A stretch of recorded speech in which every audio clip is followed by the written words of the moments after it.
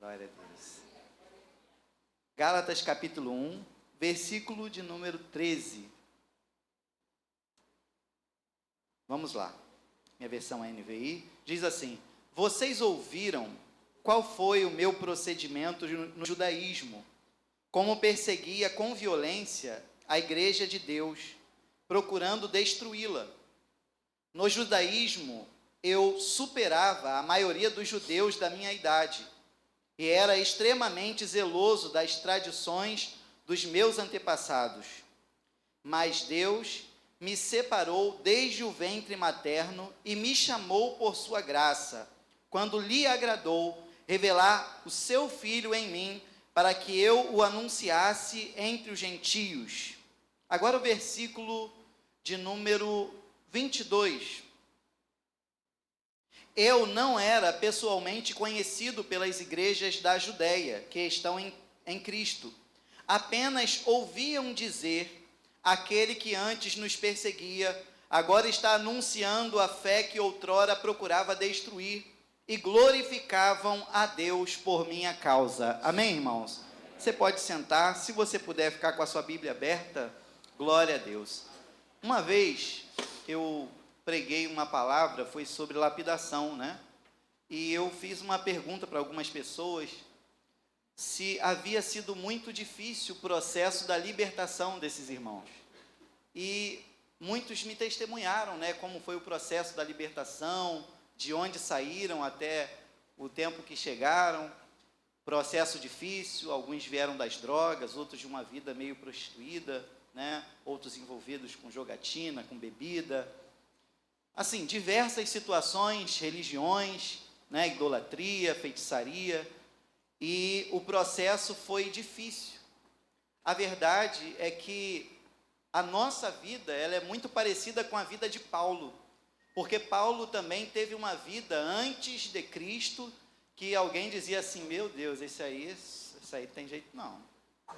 Esse aí, crente, não tem como esse ser crente. E o apóstolo Paulo, aqui aos Gálatas, está falando que houve um tempo que ele era assim. Ele perseguia a igreja de Deus com violência. Ele mesmo está dizendo isso, né? E em Atos capítulo 8, versículo 3, diz que Paulo devastava a igreja. Ou seja, ele não era só alguém que não era crente, não era evangélico, ele odiava a igreja. Ele perseguia com violência a igreja. Ele devastava a igreja. Os crentes olhavam para o Paulo, tinha medo do Paulo, queria estar longe dele. Só que um dia Jesus, né, concedeu a ele uma experiência, né, teve um encontro com Paulo, e Paulo ele converteu-se, né, se tornou um dos cristãos mais notáveis de toda a história do cristianismo. Paulo está falando para os Gálatas assim: ó, vocês ouviram da minha antiga vida, e agora, convertido, né, servindo a Deus, ele fala que os irmãos da Judéia, eles apenas ouviam dizer que ele tinha se convertido, e agora eles glorificavam a Deus. É muito interessante, porque um dos maiores propósitos de Deus na nossa vida é que a nossa vida glorifique a Ele. Irmão, se nós entendermos isso, nós vamos ser cristãos notáveis também no nosso tempo, na nossa geração. Vamos ser muito úteis para Deus, se entendermos que a nossa vida precisa glorificar a Deus. Mas existe algo mais excelente do que a nossa vida glorificar a Deus, algo ainda que é além. É quando as pessoas olham para a nossa vida e elas glorificam a Deus pela obra que Ele fez na nossa vida. Porque isso fica claro para todos. Não apenas nós glorificamos a Deus, as pessoas que nos olham glorificam a Deus também. E ele diz assim: ouviram dizer como que falavam de mim? E agora vocês ouvem dizer o que falam de mim? O que pensam sobre mim? Glorificam a Deus por mim. Eu penso, nesse primeiro ponto aqui da palavra, que as pessoas sempre vão falar de nós. A gente sempre vai ser assunto na boca de alguém, irmãos. Na vida perdida, alguém vai falar de você. E quando Cristo mudar a tua vida, é de se esperar que as pessoas também vão falar de você. Agora, as pessoas que falam de nós, elas cuidam de fazer um favor para Deus. Precisa ser um favor para Deus. Porque ao falar de nós, precisa isso glorificar a Deus. Porque alguém vai falar de nós e vai falar assim, você tinha que ver. Quem viu, quem vê. Você não tem noção de como aquele homem é abençoado, de como aquela mulher é uma bênção. E olha, antigamente não era mole não era flor que se cheire não. Mas agora, glória a Deus pela vida daquele Paulo. Só que existem alguns extremos que nós precisamos evitar nessa ideia de vão falar de mim. Primeiro as pessoas falam assim, cara, eu quero saber o que fala de mim, o que pensam sobre mim. Tem gente que fala, ninguém paga minhas contas, ninguém tem nada a ver com a minha vida. Vão falar de nós. Então, qual é a primeira reflexão que eu quero trazer aqui? Que seja isso um favor para Deus. Falar da sua vida. Que falar da sua vida tenha tudo a ver com glorificar a Deus. Porque você dá testemunho de alguém que realmente teve um encontro com Jesus. Agora, Paulo, apesar dele ter vivido essa experiência de transformação, de ter se tornado um grande homem de Deus, ele disse que poderia se gloriar por tudo que ele viveu, por todas as coisas que ele fez, pelo sangue que derramou pela causa do Evangelho. Ele diz na segunda carta de Coríntios, no capítulo de número 12, versículo 6, que ele podia se gloriar de tudo que ele viveu e fez, mas que ele não faria isso, sabe por quê? Porque ele não queria que as pessoas pensassem dele mais do que veem ou ouvem dele mesmo. E no nosso tempo há um perigo muito grande. Nós estamos muito preocupados com a nossa aparência, o que vão pensar de mim. Então, às vezes, nós nos perdemos nas nossas redes sociais. De que forma? Nós queremos que as pessoas pensem bem ao nosso respeito. E às vezes queremos até passar uma impressão que vai além do que realmente somos. Paulo, ele nos ensina assim, eu não quero que ninguém pense sobre mim mais do que de mim vê ou de mim ouve. Eu não quero que as pessoas tenham uma impressão acima do que eu realmente sou. E ele dizia, ele não tinha vergonha de dizer assim, dos pecadores, eu sou o pior. Dos discípulos, eu sou o menor. Então ele não tinha nenhuma pretensão de ser considerado ou achado o melhor. Ele tinha a ideia de que, irmãos, vocês ouviram o que falaram sobre mim? Eu era esse Paulo. Eu odiava a igreja. A Bíblia diz que ele respirava a vida. Quando ele respirava a perseguição contra a igreja. Ou seja, houve um tempo da vida de Paulo que a vida dele era perseguir a igreja, porque ele respirava isso. Essa era a respiração dele. Ele já acordava assim, o que eu vou fazer hoje para prejudicar aqueles crentes? Ele já acordava assim, o que eu vou fazer hoje para impedir o avanço dessa igreja? Só que enquanto esse Paulo vive essa vida completamente desentoada de Deus e do propósito de Deus, Deus está olhando para ele assim, rapaz, eu tenho algo contigo. E quando eu disse aqui no início que eu perguntei para algumas pessoas que viveram o processo da libertação, é porque existem pessoas que nunca imaginaram ou imaginariam se tornar alguém cumprindo um grande propósito de Deus na terra. Pessoas que hoje estão no altar como pastores, pessoas que são pregadores, são missionários, são obreiros da casa do Senhor, nunca se imaginaram ser hoje quem são, pela vida de pecado que viviam antes. Eu quero dizer uma coisa aqui para nós, irmãos. Os planos de Deus são muito mais altos do que os nossos. Às vezes nós nos assustamos com algumas pessoas que conhecemos pelo nível de imoralidade, uma boca suja. É gente que gosta de bagunça, gosta de balada, gosta de beber, gosta de usar drogas, gosta, sabe, de prostituição. Nós olhamos e dizemos assim, rapaz, como é que pode uma vida ser assim? E Deus olha e diz assim, eu tenho uma obra na vida desse cara, eu vou transformar ele. Deus faz. E Paulo, ele continua dizendo assim, vocês ouviram qual foi o meu procedimento no judaísmo? como perseguia com violência a igreja de Deus, procurando destruí-la. Isso a gente já sabe, mas olha o detalhe: no judaísmo eu superava a maioria dos judeus da minha idade. Eu estive lendo essa palavra, procurei no dicionário, né, do original. Quando Paulo diz que ele superava, ele diz assim: eu estava acima da média. Entre os jovens, os meus amigos da minha idade, eu era o melhor, o mais dedicado, o mais devoto, o mais fiel. Eu era o melhor. Quando nós pensamos na transformação de Paulo, aquele encontro no caminho de Damasco, aquele clarão, aquela voz que falou com ele, eu penso, irmãos, que não foi uma coisa assim, da água para o vinho. Porque no dia que Deus teve o encontro com Paulo, Jesus teve o encontro com Paulo, a gente sabe que ele ficou 3 dias cego. E refletindo sobre isso, a gente fica pensando, né? Se chegar no céu, o que você falaria com os discípulos? O que vocês perguntariam? Para Paulo me veio isso. Eu perguntaria: Paulo, como foi aqueles 3 dias do seu primeiro momento de encontro com Cristo? Porque não foi só aquela manifestação extraordinária que transformou Paulo, mas foi aquele tempo em que aquela cegueira o freou, o parou.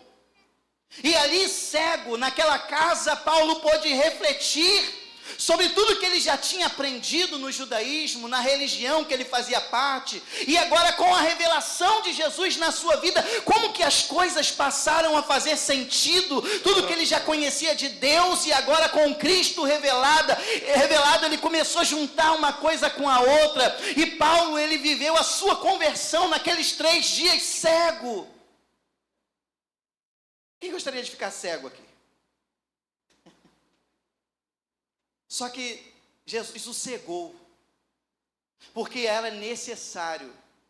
E quando eu vejo a cegueira de Paulo, eu entendo aquilo como um freio de Deus. Para que serve um freio? Todo mundo fala a mesma coisa: para parar. Serve também, mas não é só isso. No caminho de casa até aqui, eu usei o freio várias vezes do carro, mas nem todas eu parei. Eu usei o freio porque eu precisava fazer uma curva. Eu usei o freio para eu não causar um acidente. O freio de Deus não é para que a gente pare. O freio de Deus é para que a gente mude a rota. O freio de Deus é para que a gente reflita. Deus, ele não quer parar ninguém, mas às vezes é necessário que algumas coisas que para nós é muito ruim aconteça, para que a gente passe a entender qual é o propósito de Deus para as nossas vidas. Existem pessoas vivendo suas vidas de uma forma completamente diferente daquilo que Deus projetou, e Deus, para fazer algo mudar, ele então coloca um freio na nossa vida. Eu lembro do Leonardo. Há um tempo atrás eu servia a Deus lá no Lins e fazíamos evangelismo todo domingo de tarde, antes do culto. Ou era evangelismo ou era ar livre, todo domingo eu fazia isso.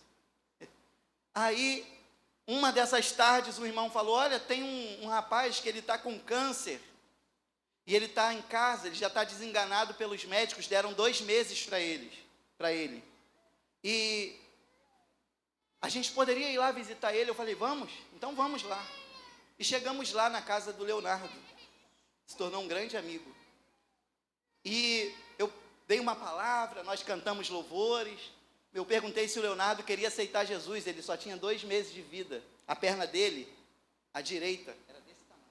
A esquerda normal e a direita desse tamanho. O médico não deu mais jeito para o Leonardo.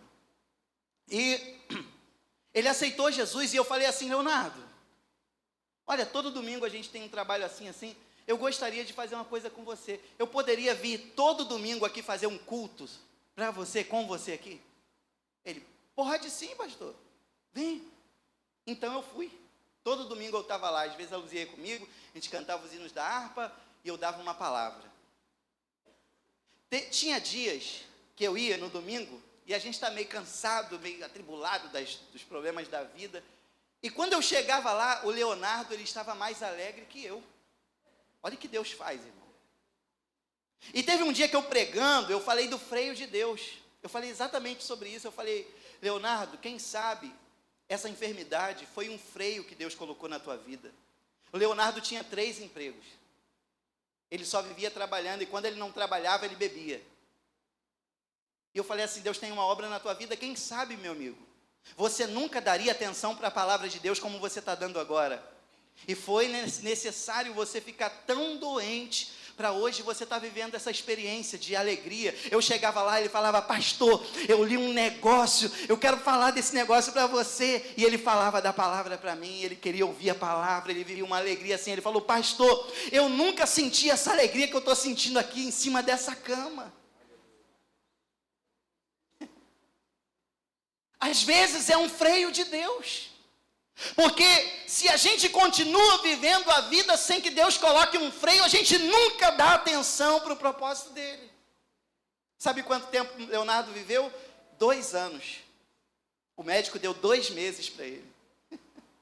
Ele viveu 2 anos glorificando a Deus e ele foi salvo. Um freio de Deus. Existem pessoas que vivem a transformação, a libertação, que viviam numa vida de pecado, mas existem pessoas que eram como Paulo. Ele disse assim, eu era o melhor, eu sobressaía, eu era acima da média. Tem gente que Deus tirou da vida de pecados de prostituição, mas teve gente que era acima da média nessa vida de prostituição. Tem gente que Deus tirou da bandidagem, mas tem gente que Deus tirou da gerência de uma boca de fumo, da chefia. Tem gente que era do alto escalão.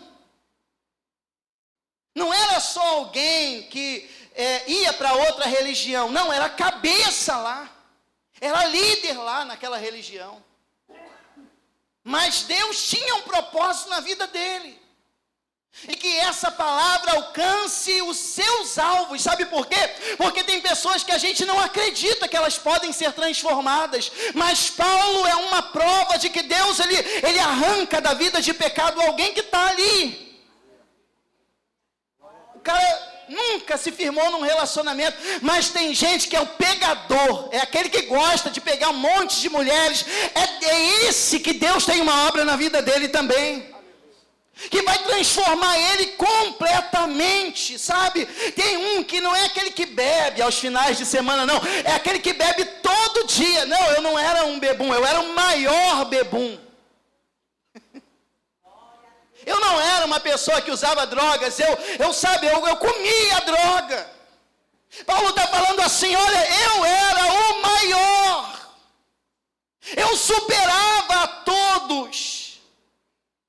Deus não está assustado se nós somos pequenos ou grandes naquilo que fazemos fora da presença dEle, porque quando Ele chega, irmão, aleluia, o freio de Deus, quando Ele chega na nossa vida, nós conseguimos refletir com clareza no propósito dEle.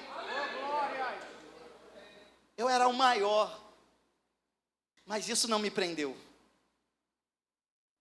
Eu preciso refletir sobre isso. Porque existem pessoas que estão vivendo fora do propósito de Deus, porque acreditam que não é possível se desconectar de uma vida, porque é uma vida que ela é muito grande nessa vida, é uma pessoa que é alto escalão nessa vida. E então existem situações que Deus quer nos tirar.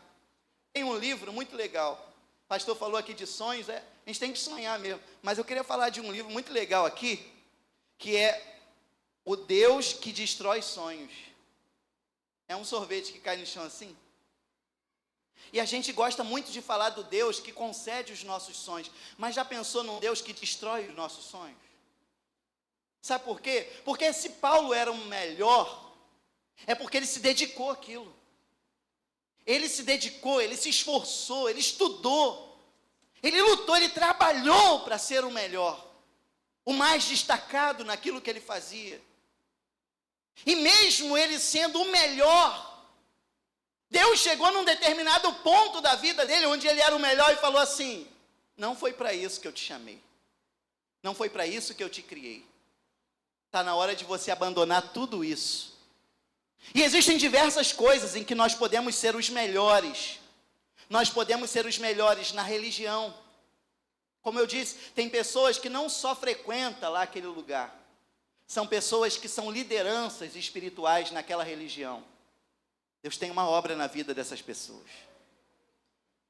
Existem pessoas que estão dentro de uma profissão, e não são apenas funcionários ali, são os líderes. E Deus está falando assim: eu tenho uma obra na tua vida. É uma vida criminosa. São os nossos hobbies. Aquilo que nós gostamos de fazer, mas que fogem do propósito de Deus, que nos fazem caminhar distante daquilo que Deus tem para nós, porque existem hobbies que são completamente saudáveis, mas existem hobbies, coisas que a gente gosta de fazer, que são coisas que nos afastam de Deus, são pecados. Tem gente que gosta de jogar bola, tem gente que gosta de dançar, tem gente que gosta de ser influencer. E Deus está falando assim: não é isso que eu tenho para a tua vida. E quando nós nos tornamos os melhores em algumas coisas, a sensação que dá é a mesma sensação que Paulo tinha. Por isso que eu estou falando dos 3 dias da cegueira de Paulo. Sabe por quê? Porque ele disse aos filipenses que aquilo que para ele era lucro, ele considerou perda por causa de Cristo.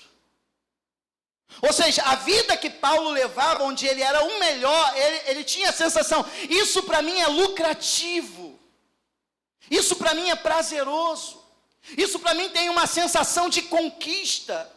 Certamente Paulo tinha pessoas que o admiravam por aquilo, o aplaudiam, curtiam o que ele fazia. Certamente alguém falava assim: cara, você nasceu para isso. Imagina, irmãos, você viver uma vida, ser o melhor naquilo que você faz, e um dia Deus chegar e falar assim para você: cara, desiste, não foi para isso que eu te chamei.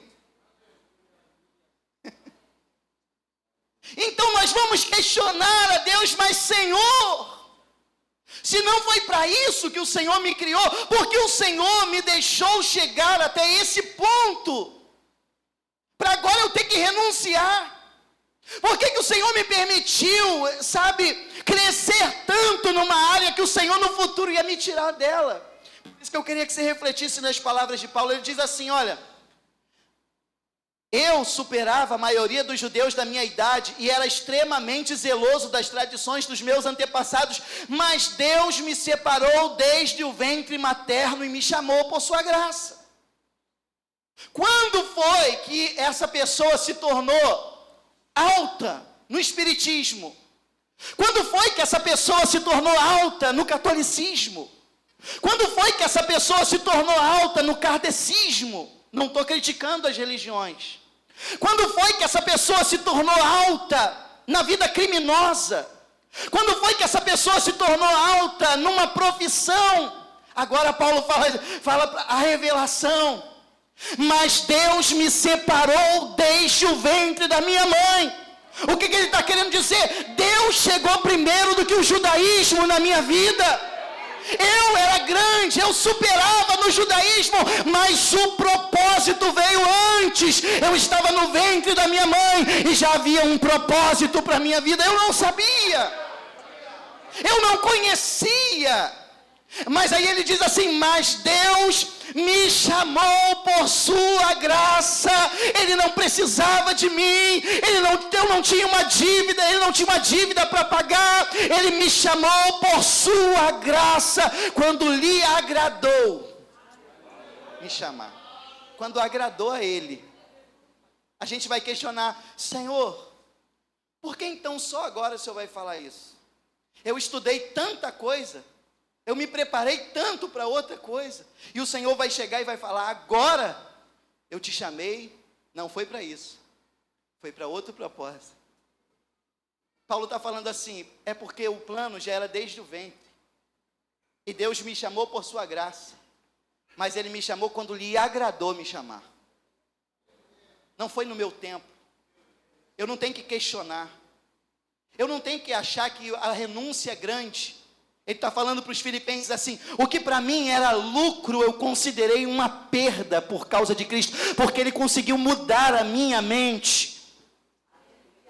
O que eu tenho para trazer aqui para a igreja hoje, para logo caminhar assim numa reta final, é que às vezes nós temos a visão de que algo para nós é o sucesso da nossa vida, é a nossa conquista, é a bênção, é tudo que eu tenho de mais precioso. Uma vez eu ouvi uma frase, que nós temos que tomar cuidado com a escada do sucesso, porque muitos sobem a escada do sucesso e chegam lá em cima, e lá em cima percebem que a escada do sucesso estava escorada na parede errada. Era a escada do sucesso, mas a parede era errada. Isso é alguém que tem sucesso numa vida que não é o propósito de Deus. E é um sucesso que às vezes aos olhos de uma pessoa carnal, ou aos olhos de uma pessoa que olha natural, como o pastor pregou aqui na terça, a gente vê assim, cara, que bênção, né? Olha como ele enriqueceu, que bênção, né? Olha como essa pessoa tá mais próspera, comprou um carro novo, anda bem vestido. Olha como a pessoa está mais bonita, porque até isso é, irmãos. Olha como ela está melhor. Mas às vezes nós não conseguimos enxergar no mundo espiritual que essa escada do sucesso está escorada numa parede que não era a parede do sucesso que Deus tinha para ela. Isso significa que cada degrau nessa escada que está na parede errada é um perigo, é um equívoco na nossa vida. E às vezes nós, sem saber ou sem ter discernimento, vamos subindo um degrau e vamos comemorando conquistas que não são as conquistas de Deus para a nossa vida. Isso exige de nós uma espiritualidade. E nós estamos falando sobre vida espiritual nesse mês. E nós temos que tomar cuidado. Paulo diz assim: eu era extremamente zeloso das tradições dos meus antepassados. Paulo, ele era o melhor naquilo que fazia, não apenas porque ele gostava, ele sabe, era muito devoto à religião, é porque aquilo era um negócio de família. Era um negócio que passou do avô, passou para o pai, agora é ele. E ele estava muito apegado à sua religião por causa da sua família. Deus está chamando Paulo, irmãos, no momento da sua história, para abandonar a religiosidade, para abandonar as tradições familiares. E isso é muito complicado, irmãos. Quer ver? Uma vez uma jovem chegou para mim, não aqui na igreja, mas ela falou assim: Zé Carlos, eu estou com uma dificuldade, porque todo final do ano lá na minha casa, minha família se reúne, e isso é muito lindo, as famílias se reunirem. E nós comemos arroz com lentilha e todo mundo tem que dar os 3 pulinhos. E aí? O que eu faço? Você não pula. E agora? Olha o choque que isso vai causar. Que, Zé Carlos, eu não pulo? Você não pula. Porque esses 3 pulinhos não é uma brincadeira, não é pular amarelinha. É um ato espiritual. É alguém colocando a fé num outro nome que não é Deus. Então isso vai chocar. Quando nós aceitamos o chamado que Deus tem na nossa vida, nós vamos chocar alguém. Nós vamos chocar porque nós vamos ter de deixar as nossas religiões. Nós vamos ter que deixar algumas práticas que nós gostamos. Talvez nós vamos ter que abandonar uma coisa que nós nos sentimos os melhores naquilo. Já pensou isso, irmãos? Isso é Deus destruir os nossos sonhos. Mas destruir os nossos sonhos que fogem dos sonhos dele. Mas a melhor coisa da vida de alguém é abrir mão dos seus sonhos para viver os sonhos de Deus. Nunca ninguém se sentiu perdedor por viver os sonhos de Deus na sua vida, irmão. Aleluia. E Paulo, ele é um exemplo de alguém que fez isso. Ele abriu mão dos seus sonhos. Ele abriu mão das tradições da sua família para viver o propósito que Deus tinha na vida dele. Deus chegou primeiro. Deus chegou primeiro. Uma coisa, eu estava falando para os jovens na aula dominical, uma coisa é vocação, a outra coisa é chamado. Vocação, nós nascemos com ela. O profeta Jeremias, ele nasceu para ser profeta. mas ele foi vivendo a vida. Eu acredito que ele foi se preparando para ser um sacerdote, filho de sacerdote, e Deus não falou nada. Aí lá no livro de Jeremias, lá no comecinho, Deus fala assim: hoje eu te chamo para ser profeta. Hoje eu estou te dando autoridade. Hoje eu estou colocando as minhas palavras na sua boca. Uma coisa é ter a vocação. Outra coisa é o chamado. Eu quero dizer para todos que estão aqui, todos nós somos vocacionados por Deus, porque ninguém Deus criou à toa. Nós não somos um acidente. Nós fomos projetados por Deus. Mas tem um ponto da nossa vida que Deus nos chama. E isso fica tão claro para nós, isso queima no nosso coração. Porque se a gente chega e fala assim: Paulo, quem foi que te disse que desde o ventre da tua mãe Deus te separou? Ninguém me disse, eu sei. Tem gente que tem a convicção de que foi criado por Deus para um propósito. Quem te disse isso? Foi o anjo. Você ouviu uma voz do céu? Não, isso é uma confirmação de dentro para fora. E todos nós precisamos viver essa experiência sobrenatural. Aleluia. Todos nós precisamos viver essa experiência, onde nós sentimos a confirmação, onde nós temos a convicção de que Deus nos separou para algo, e isso vem antes de tudo. Vem antes da faculdade que eu fiz, vem antes da pessoa com quem eu casei, vem antes do ministério que eu então decidi congregar. É um chamado que vem antes de tudo. É uma coisa entre eu e o Senhor. Existe algo entre nós e o Senhor, entre você e o Senhor, e você precisa descobrir isso, você precisa se encontrar nesse algo. Aleluia. Existe uma escalada de sucesso para nós, irmãos, e nós não podemos subir escorados na parede errada. É isso que Paulo está nos ensinando. Agora, Deus nos chamou por sua graça. Deus nos chamou quando lhe agradou chamar. E há um propósito de Deus nisso, para nós vivermos para glorificar o nome dEle. O Michael pode já vir me ajudar aqui? O freio de Deus, irmãos, é algo que nós não queremos. Foi lido aqui no início que Deus é como um pai amoroso, que disciplina o seu filho que ama. Meu filho tem 4 anos e ontem eu levei ele para as vacinas de 4 anos. Irmãos, é terrível. São 4. Uma era gotinha, aí resolveram mudar, é injeção agora. Então são 4. E eu levei meu filho lá. O enfermeiro, eu acho que ele não era legal não. A primeira vacina, ele enfiou tanto a agulha no meu filho, que ele tirou. Ou seja, meu filho tomou 5 agulhadas. Porque eu acho que ele foi demais. Eu até falei, eu acho que você enfiou a agulha demais no meu filho. Não deu para segurar ele. E estava ali, eu segurando meu filho. Eu já falei isso aqui uma vez, numa outra pregação. Numa outra situação com meu filho. Eu estava segurando ali meu filho. E ele se mexia, chorando. Não quero, está doendo. E eu, pai, o que nós somos para os filhos? Os protetores, certo? Nós somos aqueles que vão ajudar na hora do momento difícil, da dor. Mas como deve ser difícil na cabecinha da criança, né? Tá vindo aí, ó, essas pessoas com essas agulhas enormes para me furar. E o meu pai, em vez de ele me ajudar, ele me segura. Em vez de ele brigar com essas pessoas, ele me segura. Sabe como é o freio de Deus na nossa vida, irmão? É exatamente assim. Ele nos trava de uma certa forma que a gente pensa assim: será que Deus me esqueceu? Será que Deus não me ama? Será que Ele não cuida de mim? Por que Ele permitiu isso?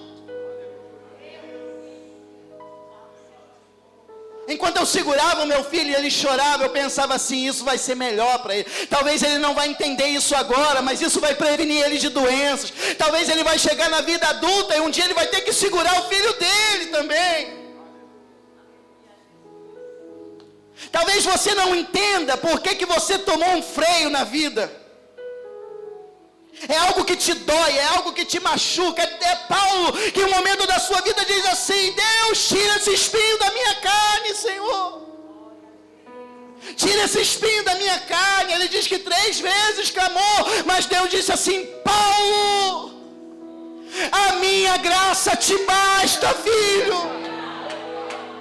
O meu poder se aperfeiçoa na sua fraqueza. Está doendo, mas eu estou tratando com você, Paulo. Está doendo, mas eu estou te fazendo crescer, eu estou te fazendo avançar. Lebavasso e quelebarás. Eu não sei o que você está vivendo aqui hoje, irmãos. Eu não sei como você entrou por essas portas. Eu não sei aonde está doendo na sua vida. Mas entenda isso hoje, pelo menos nessa noite, como aquela cegueira que Deus colocou em Paulo. Aquela cegueira que o parou completamente. Aquele que respirava afrontas, perseguição contra a igreja. Ele passou a respirar diferente.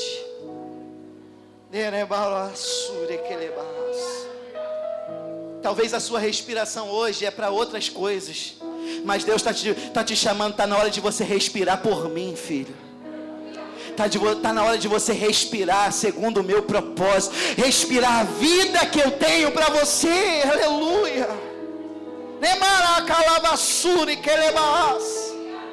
Aleluia. Ah, irmãos, eu sinto Deus derramando dons espirituais aqui nessa noite. Abra o seu coração, feche os seus olhos, porque esse ambiente é espiritual. Aleluia. Eu vejo Deus derramando dons espirituais aqui. Deus chamando pessoas. Aleluia. Você foi separado desde o ventre da sua mãe. Até quando você vai querer viver uma vida que não é a vida que eu te chamei para viver? Até quando você vai querer perder tempo?